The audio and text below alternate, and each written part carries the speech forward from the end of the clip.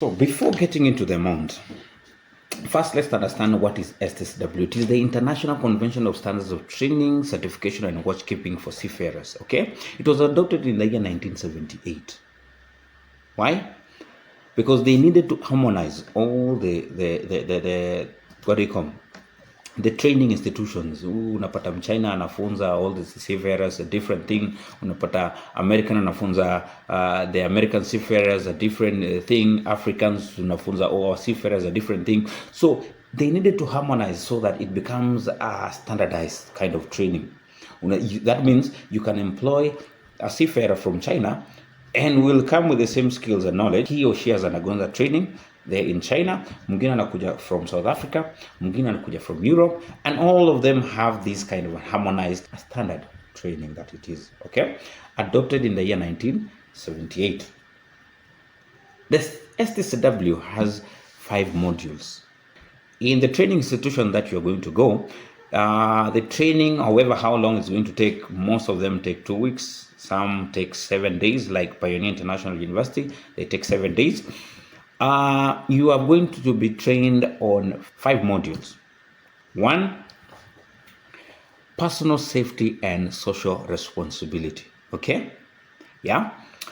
Your safety on board and how to improve the safety of others.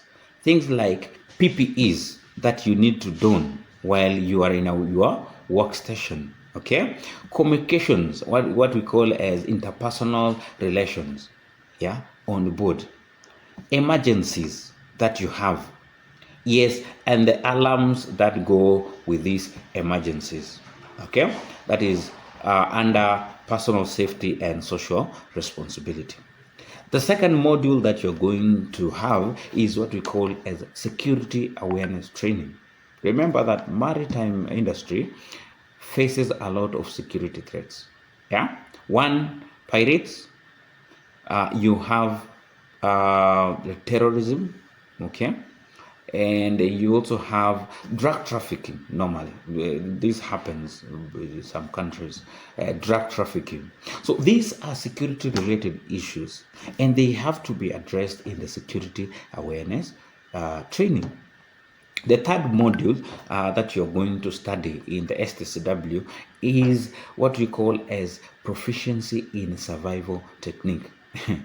Remember, you're going to work in a ship, and a ship floats. Most of you, the most that you've been, so can you imagine putting you in a unit, which is a ship, and you go into the deep sea, uko ndani kabisa.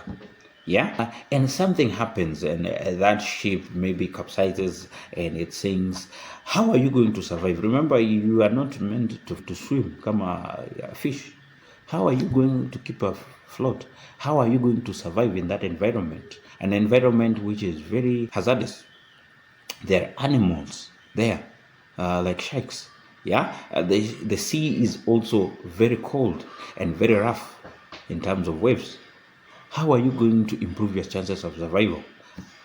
Proficiency in survival technique is a very good unit for that. The fourth module is what we call as elementary first aid.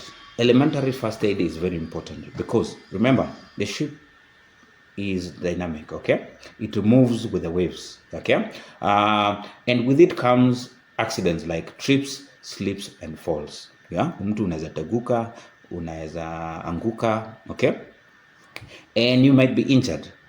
Seafarers are trained to be able to provide elementary first aid. How do you attend to someone who is bleeding? How do you attend to someone, a guest who is choking from food?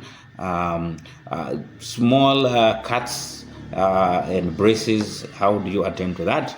That falls under the elementary first aid. The fifth module that you are going to be trained is what we call as fire prevention and firefighting. Yeah, please note that I have said fire prevention, which comes first before firefighting. Prevention is better than cure. So yes, And this, you're going to be trained on issues to deal with early detection of fire, and you're going to understand what fire is, how it comes about, and how to raise an alarm in case there's fire on the board, and how to fight the fire, okay, which is going to be the last thing. Two of the courses that I've mentioned, the 5 of them, 2 of them, which is fire prevention and firefighting, and also proficiency in survival technique, are supposed to be revalued after 5 years. Okay, the other 3 are a lifetime course. Okay, once you've done them, that is it.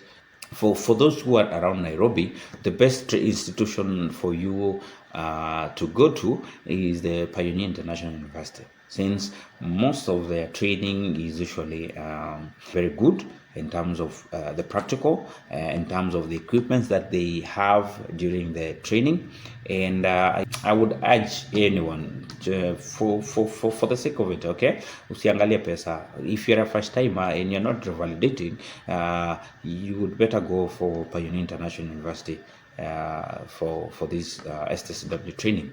Okay, for revalidation, you might choose to go somewhere else. Visit Pioneer International University for the training. Okay, in my next video, I'm going to give you the breakdown of the amount required for you to pay for your STCW training and also for the STCW certificates. Okay, have a good day. Remember to subscribe to my channel, and see you in the next video.